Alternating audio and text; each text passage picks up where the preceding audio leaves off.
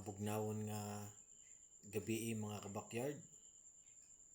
So karong kagabihon atong isgutan ang pipila ka butang kung asa kini importante labi na kanato o labi na sa mga katawhan sa Cebu or Visayas region. Ato silang i-appeal sa atong mga pag-ampo nga unta maka recover sila sa kalamidad nga ilang sinati karon mo ang lindol 6.9 magnitude.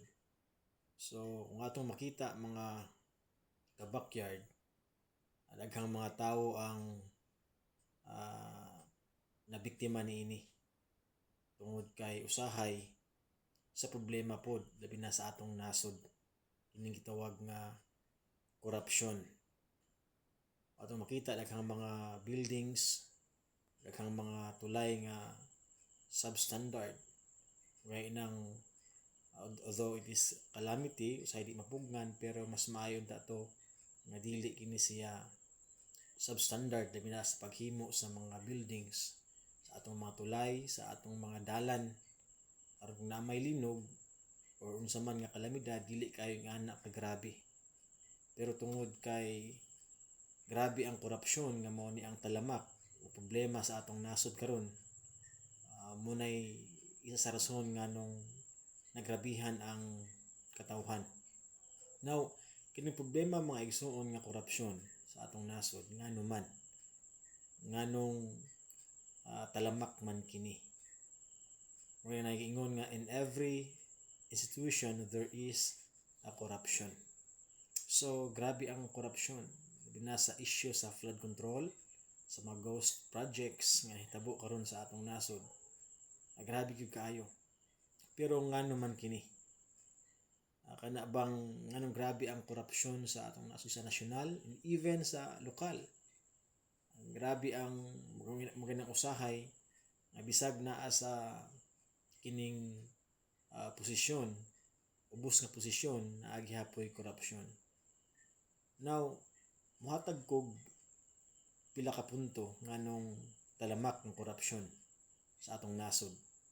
Una nga punto mga kabakyard tungod kay ang tao dili kontento. People are not content. So munang usahay bisag dato na magpadato pagyud. Daghan ng kwarta magpadaghan pagyud kwarta. Bisag kilala na magpaila paghihapon. Na sa gahom gusto pagyud nga magpabilin sa gahom. Now ang pagkahakog or greed, ginausahay ang tawo tungod sa pagkigugma sa sistema labi na sa salapi nga naa ug tungod kay ang iyang kasing-kasing naa na diha, wa siya ipaki sa katawhan basta kay kanang siya maka-corrupt. Now ang tao dili kontento. People are not content. Unang gingon ni Pablo sa 1 Timothy chapter 6 verse 8. And having food and clothing, with this we shall be content. So ana siya kung naatay pagkaon o biste unta makontento na. Pero walay pagkakontento ang tawo. Okay, kung una gusto nimo og bike, tagang kag bike sa Ginoo. Then after ana gusto na kag motor tungod kay bike kapoy magsikad. Nang kay motor gusto na pug ka og 4 wheels. So pasaka ang imong gusto tungod kay dili ka kontento. Kung naa kay sapatos, magpalit kang laing sapatos. Na kay sakong sanina, mangita pa kang laing sanina. Kung naa kay cellphone, mangita pa kang laing cellphone. So usahay ang tawo nga na tungod kay dili kontento. Bisag ang atong mga di man tanan pero ang atong mga opisyal, mga congressman, mga senador, mga mayors, governors, di man tanan pero tungod kay dili kontento mo kay nang naay unsa man korupsyon. Dili kontento sa ilang mga nadawat nga sahod, o dili kontento sa bang kayamanan nga naa sila. Gusto pag sila mukuha sa labi na sa kwarta sa atong gobyerno. So korupsyon mga igsoon ang rason nga nung galisod ang atong nasod. Ug tungod niya na daghang mga problema.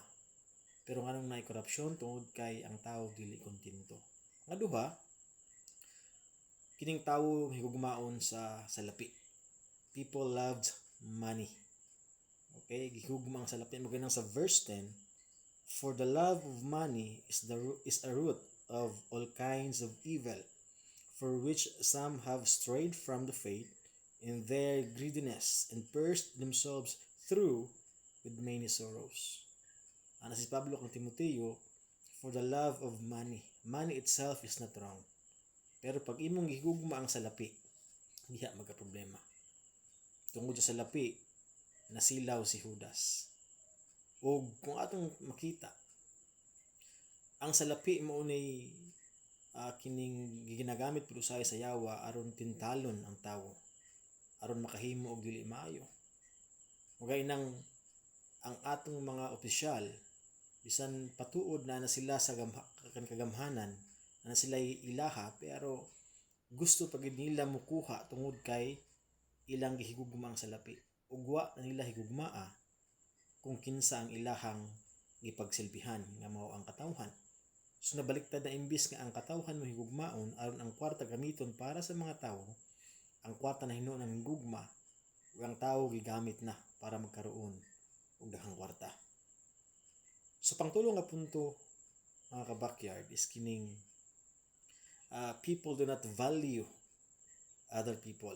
Ibig sabihin, kung ang usa ka tawo di niya i-value ang laing tawo o ubang tawo, diha magka-problema. May rason nga nung mukurap ang usa ka tawo tungod kay wa man niya nakita ang value sa usa ka tawo. Murabag ingani, kung ikaw ang mayor, ikaw ang gobernador, congressman o unsa man, kung higugma nimo ang katawhan, imong paningkamutan nga makapagsilbi ka sa ilaha. Walay korupsyon nga mahitabo tungod kay mas gi-value nimo ang tawo kaysa sa kwarta. Pero problema, mas gi-value ang kwarta kaysa sa tawo. Ug unang naay talamak nga korupsyon. Sa problema pod mga ka-backyard tungod kay naapod sa atoa sa mga nagboto ana nila. Tungod kay during election, ang atong mga mata matabunan ng pod og kwarta. Gaya nang nakabutarta og mga tawo nga dili karapat dapat tungod lang sa kwarta. So unta mga ka-backyard kining mga butang atong gisgutan. Problema sa atong nasod, problema sa nasyonal o sa lokal, problema nato kining korupsyon. Pero nganong naay korupsyon tungod kay people are not content. People loves money and people do not value other people.